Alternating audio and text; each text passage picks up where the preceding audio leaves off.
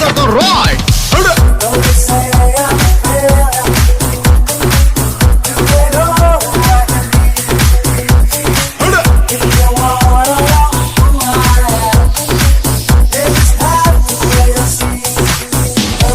నంద అయితే నేను బద్రీనాథ్ అయితే ఏంటి?